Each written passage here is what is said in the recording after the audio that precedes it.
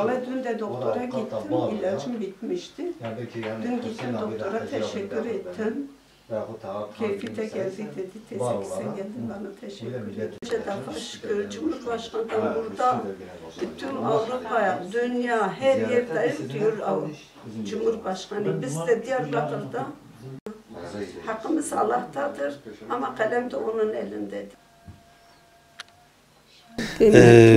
Sizi ziyaret etmemizin sebebi hem sağlık nedeniyle geçmiş olsun dileklerimizi sunmak için hem de 28 Şubat ve FETÖ mağdurları aileleri inisiyatifi olarak sizi ziyaret ettik ve bu önümüzdeki dönemlerde meclise sunacakları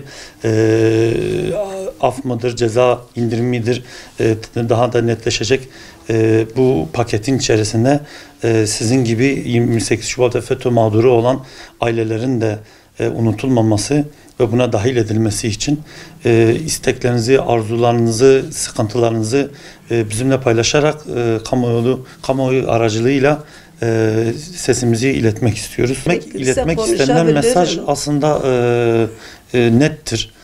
İslami hassasiyetlerinden ötürü cezaevinde bulunan bu Yusuflarının da bu seferki bu aftan ıskak geçmeyip faydalanmasını istiyorsunuz.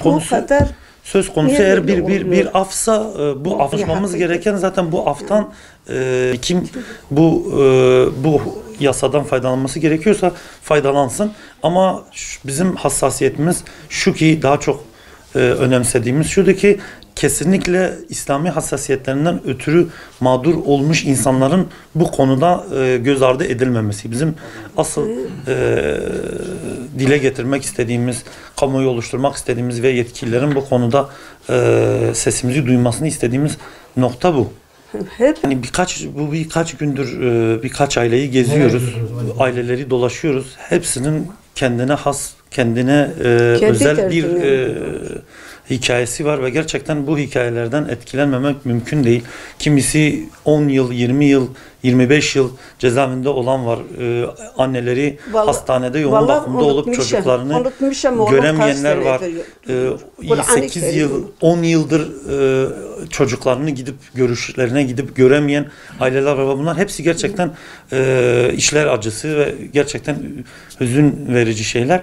İşte bizim bu noktada gerçekten bu şu ana kadar bahsedilmedi bu aftan ya da işte ceza indiriminden. Bizim isteğimiz böyle bir kamu oluşturup bu mağduriyetlerin yetkili ve etkili olan insanlara ulaşıp hukukun ne gerekiyorsa, adaletin ne gerekiyorsa bu mazlumiyetin bir an önce ortadan kaldırılması için ne gerekiyorsa adım atılmasını istiyoruz. Biz devlete karşı gelmedik. Bu ceza neye bize veriyor? Herkese af veriyor, bize verilmiyor. Çocuklarımızı görmüyoruz. Hasan bak beyin ameliyatı oldum bile oğlumla görüşemedim. Hiçbir şeyime hakkımız yoktu. Ne diyeyim? Bir hakkı bize de söylesin, biz de kabulleneyim. Ama bir suçumuz yok, bir şey yoktur. Biz bu suçu niye çekiyoruz? Ondan beri suçsuz diyorlar bırakacak, bırakılmıyor. Dosyası da tertemiz orada bırakılır diye bırakmıyorlar. Avusturya'da kaldı. 11 ay sonra Ankara'ya Diyarbakır'a getirdiler. O daha buradadır. Allah'a şükür ki buradadır. Ara sıra da gölgesi görüyoruz. Tayyip Erdoğan Cumhurbaşkanımızda rica ediyoruz. Herkesin hakkı, hukuku nasıl bakıyor bizimki de öyle baksın. Baksın bizim de bir suçumuz var. Biz devlete karşı bir suç yapmışız. Çocuklarımız bir hata yapmışlar. Biz yine kabulüz. Ama bir şeyimiz yoktur. O bizimki niye böyledir yani? Biz perişanız. Çoluk çocuğu orada Batman'dan perişan. Biz burada arkadaşları hepsi öyledir. Bir tek oğlum için demiyorum. Bütün Müslümanlara diyorum. Niye herkese hak veriyor, niye bunlara vermiyor? Mağduruz, hastane kapısına gidiyoruz, mağdur cezaevine gidiyoruz, mağduruz. Bak bir Bodrum'da oturuyoruz, mağduruz.